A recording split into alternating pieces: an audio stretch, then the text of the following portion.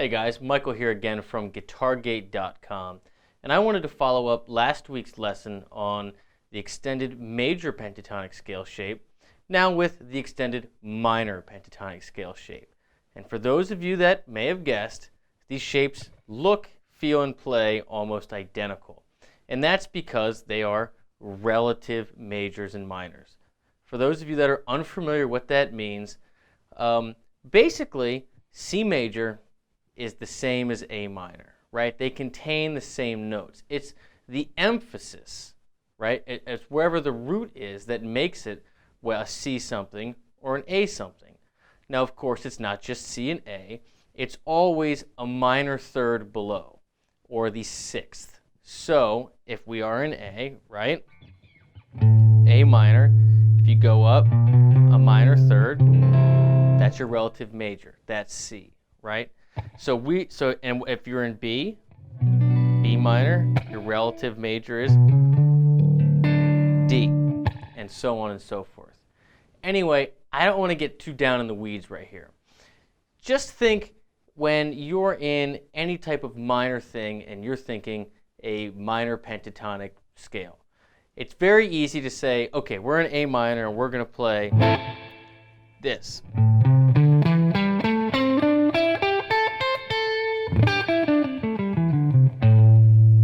And you're in that box, right? But eventually you kind of feel like you want to get out of that box.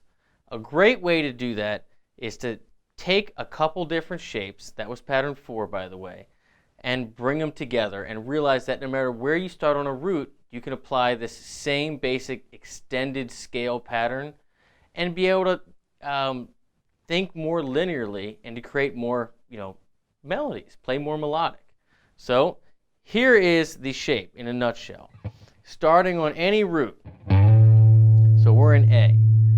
So if you were playing, again, A minor, you have 1, flat 3, 4, 5, flat 7. Those are the 5 notes in the pentatonic scale. So you have A, right? C is your flat 3, D is your 4, E is your 5, G is your flat 7. And that's your basic move here. You have third finger starts on your root, first finger to your minor third, third finger, shift, 4th to 5th, right? We're talking scale degrees, not frets. Rock over your first finger to your flat 7, and then you have your third finger, again, for your root. Now repeat that again, because we're going to keep going up. Third finger's on our root, minor third, 4th, slide up to our 5th. Now the only change you're going to have to account for is that the second string, remember, is not tuned in as a perfect 4th. It's tuned as a major third. So even though you went for the shift there and it stayed on the same fret, when you do it here, you're going to have to shift your finger a little bit. So usually what I do is slide up with my second finger, and that gives me my first finger to play my flat 7, third finger for my root, and again, you have the same move here. Flat 3, 4, and you can slide up for your 5th. And again, if you can see it big enough, then of course you can jump up, flat 7, root. But that's your basic move.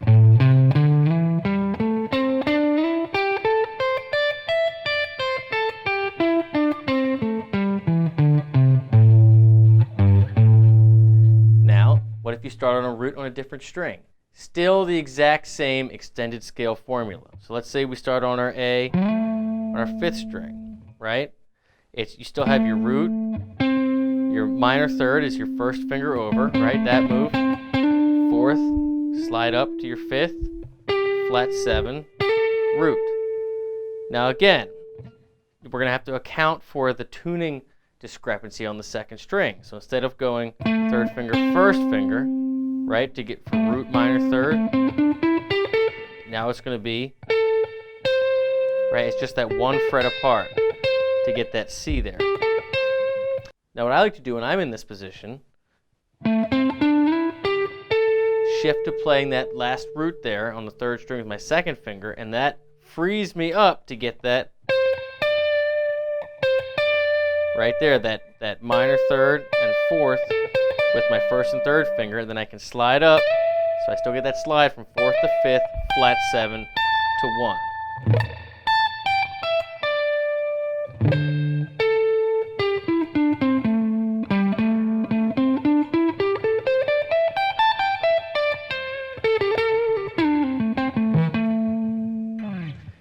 And that is your minor extended scale shape. When you go to take a lead the next time, just thinking of a minor pentatonic scale, try this instead of pattern 4 or pattern 2, or whatever box you feel accustomed to, and just think, okay, root, and then it's you rock over to your flat 3, then up to your 4, slide up to your 5th, and you rock over to your flat 7, right? So it's always roots on the first string. You have your flat 3, 4, and 5 on the next string. Then you rock over to the next string, it's flat 7 root. Then it starts over again. Go to the next string, flat 3, 4, 5. You rock over again, flat 7 root. So that's always what it is. It's flat 7 root on one string, flat 3, 4, 5 on the next string. And you can apply this starting anywhere. Now, of course, you're not going to get the full length of the neck, but it will allow you to get out of the box and play a little bit more melodically. Give it a shot, and I'll see you in the next lesson.